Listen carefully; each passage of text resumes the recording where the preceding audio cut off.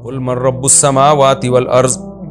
اب اللہ نے مشرکین کو عقلی دلائل تو دے دیے کہ دیکھو اس کائنات میں سارا تصرف اللہ کا چل رہا ہے. جن بتوں کو تم پکارتے ہو تو وہ تو پانی کی طرح بے جان ہے. پانی کو پکارنے سے پانی نہیں ملے گا تو ان بتوں کو پکارنے سے تمہیں پانی کہاں سے ملے گا اور تمہاری ضرورتیں کہاں سے پوری ہوں گی. تو اب یہ ہوتی ہے عقلی دلیل. ایک ہوتی ہے الزامی دلیل کہ خود ان سے بھی کچھ چیزیں آپ پوچھیں گے تو یہ اگلیں گے کہ یہ سارے تصرفات اللہ کے ہیں. تو جب تم خود مانتے ہو کہ سب کچھ اللہ کر رہا ہے تو وہ تمہاری مراد کیوں پوری نہیں کر سکتا؟ اس کے لیے غیر کے در پہ کیوں جاتے ہو؟ اس لیے اللہ نے فرمایا قل من رب السماوات والارض. ان سے آپ پوچھئے کون ہے آسمانوں اور زمینوں کا پالنے والا. قل اللہ، کہہ دیجیے اللہ ہی ہے، کیونکہ یہ بھی یہی جواب دیں گے کہ اللہ ہی ہے. تو اب پھر ان سے پوچھئے جب اللہ ہی ہے قل افتخذتم من دونہ اولیاء، تو پھر تم نے ٹھہرا لیا ہے اس اللہ کو چھوڑ کر دوسروں کو دوست. دوست سے مراد یہاں معبود ہے، کیونکہ معبود بھی دوست ہوتا ہے نا، اس سے انسان راز و نیاز کی باتیں کرتا ہے. اس کو چھوڑ کر کسی اور کو تم نے کارساز بنا لیا ہے. لا یملکون لانفسہم نفعا ولا ضرا، جو اپنی ذات کے لیے بھی نفع اور ضرر کے مالک نہیں ہے. کہ ان پتھروں کے بنے ہوئے معبودوں کو تم کوئی نقصان پہنچانا چاہو تو یہ اپنا دفاع نہیں کر سکتے. تو ایک طرف تم اعتراف کرتے ہو اس کائنات کا مالک اللہ ہے، بنانے والا اللہ ہے، تم مانتے ہو کہ انہوں نے کچھ نہیں بنایا، اس کے بعد بھی تم ان کو ہی معبود بنا کے ان کو کیوں پوجتے ہو جو اپنی ذات کے نفع اور نقصان کے مالک نہیں ہے؟ تو پھر بھی اگر ان کی بات سمجھ میں نہ آئے تو اے نبی آپ ان سے کہہ دیجئے قل هل يستوي الاعمى والبصير، کیا اندھے اور بینا برابر ہو سکتے ہیں؟ یعنی ہم تو ان روشن دلائل کو دیکھ رہے ہیں اور اس کے بعد توحید کا اقرار کر رہے ہیں، اور تم اتنے واضح دلائل ہم تمہارے سامنے پیش کر رہے ہیں اور تم ان سے اندھے بن کے پھر شرک کی طرف جا رہے ہو. تو بتاؤ ایک اندھا اور بینا برابر ہو سکتے ہیں؟ تو تم بینا کیوں نہیں بن جاتے؟ اندھے پن سے توبہ کیوں نہیں کر لیتے؟ یعنی ایک آدمی کو آپشن دیا جائے کہ دنیا میں کچھ نابینا بھی ہوتے ہیں، کچھ آنکھوں والے بھی ہوتے ہیں، تو آپ کس کیٹیگری میں جانا پسند کریں گے؟ تو ہر آدمی کہے گا بھائی مجھے آنکھیں چاہیے، کیونکہ آنکھوں والا اور نابینا برابر نہیں ہو سکتے. نابینا کو کچھ نظر نہیں آتا، آنکھیں والا سب کچھ دیکھ رہا ہوتا ہے. تو اللہ یہاں بھی مشرکین کو اس انداز سے سمجھا رہے ہیں کہ تم جب جانتے ہو کہ اندھا اور نابینا برابر نہیں ہو سکتے تو تم جان کر اندھے کیوں بنے ہوئے ہو؟ تم آنکھیں کھول کے کیوں نہیں دیکھتے؟ ام هل تستوی الظلمات والنور، اچھا ان سے کہیے کہ کیا اندھیرے اور روشنی برابر ہو سکتے ہیں؟ کیا مطلب؟ دلائل جو ہے ان کی مثال روشنی کی ہے. ان دلائل میں غور کرو گے تو سیدھا راستہ نظر آئے گا. جیسے اندھیروں میں چراغ جل جائے تو راستہ نظر آتا ہے، اور ایک طرف ہے دلائل ہی نہیں ہے تو تمہیں راستہ نظر ہی نہیں آ رہا، تم اندھیروں میں ہو. تو اب تم اندھیروں والی زندگی گزارنا اچھا ہے تمہارے لیے یا روشنی والی؟ تو ان دلائل میں اگر تم غور نہیں کرتے تو گمراہی کے اندھیروں میں جاؤ گے. دلائل میں غور کرتے ہو تو راستہ صاف ہے. تو تم خود بتاؤ روشن راستہ اچھا ہے یا اندھیروں والا راستہ اچھا ہے؟ ام جعلوا للہ شرکاء خلقوا کخلقہ، ایک اور انداز سے اللہ توحید کی دلیل دے رہے ہیں کہ اچھا یہ بتاؤ کیا تم نے اللہ کے علاوہ جن کو شریک ٹھہرا رکھا ہے، کیا ایسا تو نہیں ہے کہ انہوں نے بھی کوئی اللہ جیسی مخلوق پیدا کی ہو؟ کیونکہ قرآن بار بار غور کر رہا ہے اس مخلوق میں غور کرو، خالق کو پہچانو، پہاڑوں پہ غور کرو، دریاؤں پہ غور کرو. سورت کے شروع میں ہے نا، اس نے انگور پیدا کیا، کھجور پیدا کیا، ایک ہی پانی سے مختلف قسم کے پھلوں کو پیدا کیا اس نے. تو ایسا تو نہیں ہے کہ تمہارے معبودوں نے بھی کچھ پیدا کر لیا ہو، مخلوق بنائی ہو؟ تو تم اب کمپیئر کر رہے ہو کہ ہم دیکھتے ہیں کہ اللہ نے تو یہ کچھ بنایا اور ہمارے معبودوں نے یہ کچھ بنایا، تو ہمارے معبودوں نے اچھا کی مخلوق اچھی ہے یا اللہ کی مخلوق اچھی ہے؟ تو اس میں تمہیں کوئی کنفیوژن ہو رہی ہو.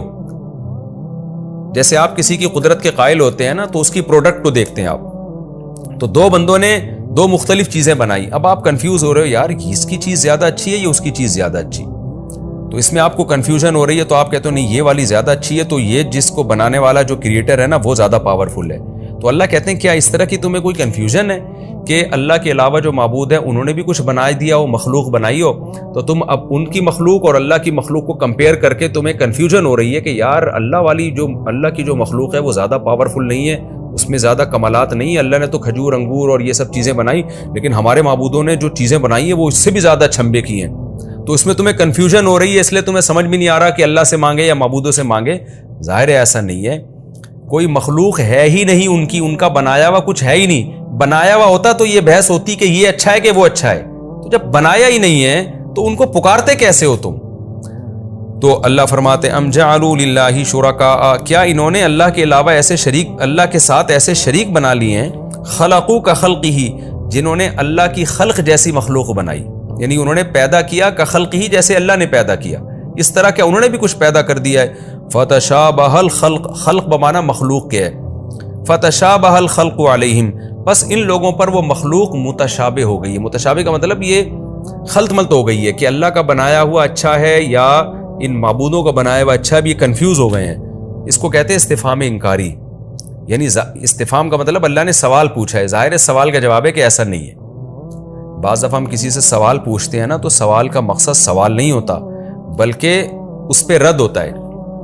جیسے ہم لوگوں سے کہہ رہے ہوتے ہیں نا، ایک آدمی آیا آپ سے بھیک مانگ رہا ہے اور کہہ رہا ہے کہ آپ اسے بھیک دیں، زکوٰۃ دیں، حالانکہ آپ کو پتا ہے کہ وہ کروڑ پتی ہے. اب کوئی بندہ آ کے آپ کو کہتا ہے یار یہ اتنی بھیک مانگ رہا ہے، دے دینا اس کو، تو آپ اسے کیا کہتے ہیں؟ کیا سیٹھ کو میں زکوٰۃ دے دوں؟ آپ اس کو یوں کہتے ہیں نا، کیا میں مالدار آدمی کو زکوٰۃ دے دوں؟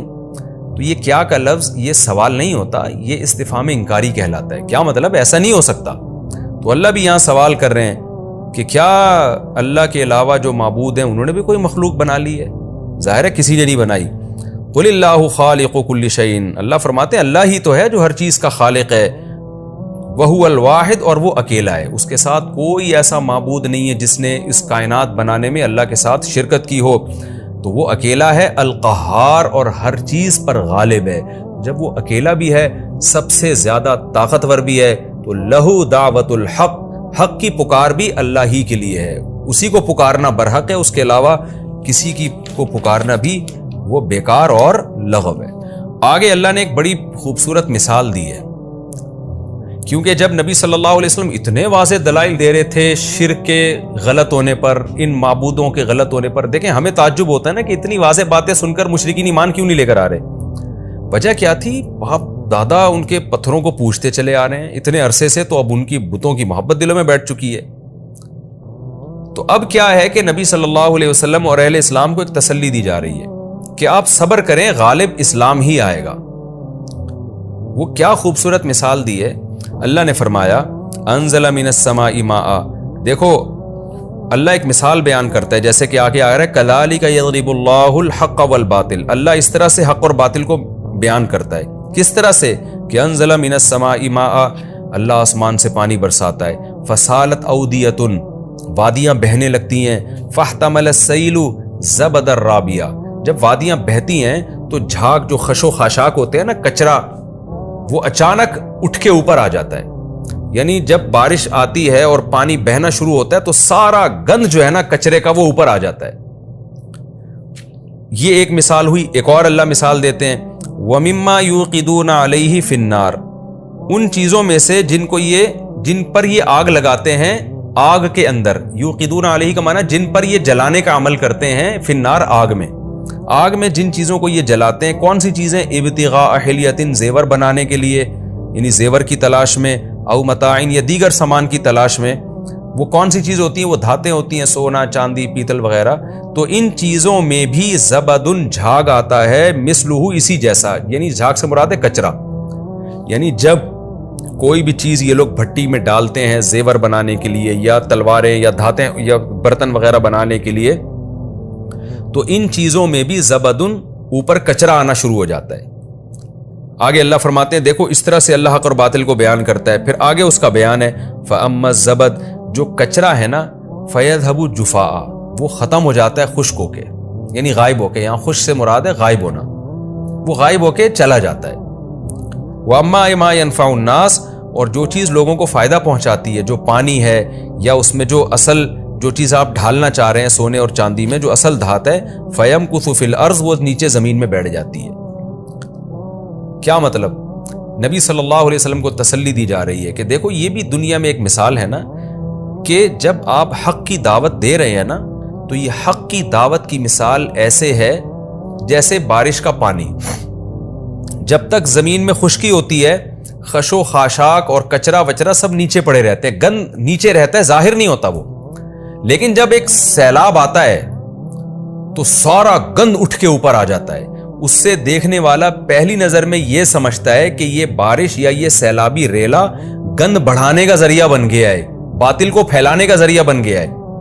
حقیقت میں اس نے باطل کو پھیلایا نہیں ہوتا, باطل کو مختلف جگہوں سے اکٹھا کر کے اوپر لا کے دکھایا ہوتا ہے, اور پھر وہ اگر وہ سیلاب چلتا رہے تو وہ سارا باطل بالآخر ختم ہو جاتا ہے اور صاف پانی آنا شروع ہو جاتا ہے. اسی طرح اللہ کہتے ہیں تم جو سونے چاندی اور پیتل کو پگھلاتے ہو نا, اس کے اندر کتنا کچرا ہوتا ہے لیکن وہ نظر نہیں آتا. جب آگ کی بھٹی میں وہ جلتے ہیں تو آہستہ آہستہ وہ سارا کچرا اوپر آ جاتا ہے, جس سے تمہیں ایسا لگتا ہے کہ کچرا ہی کچرا ہے ہر وقت, حالانکہ وہ کچرا ہوتا, وہ بڑھتا نہیں, وہ سارا اکٹھا ہو جاتا ہے. اور پھر آخر کیا ہوتا ہے کہ وہ جب ایک جگہ اکٹھا ہو جاتا ہے تم اس کو آرام سے پھینک دیتے ہو اور سارا خالص سونا اور چاندی نیچے بیٹھ جاتا ہے. تو اسلام کی دعوت بھی جب آئی ہے تو اے نبی صلی اللہ علیہ وسلم اور اے اہل اسلام, سارا باطل جو ہے نا بالآخر مختلف جگہوں سے اکٹھا ہو رہا ہے, اور اکٹھا ہوتے ہوتے اوپر کی طرف آ رہا ہے, امڑ رہا ہے, جس سے تمہیں یہ مایوسی ہونے لگتی ہے. تم یہ سمجھتے ہو کہ باطل اور زیادہ پاورفل ہو رہا ہے اور ہماری دعوت سے باطل کم ہونے کے بجائے بڑھ رہا ہے. تو نہیں, بڑھ نہیں رہا, یہ سارا اکٹھا ہو رہا ہے اور اوپر نظر آ رہا ہے. اندر خالص پانی ہے, خالص دعوت ہے.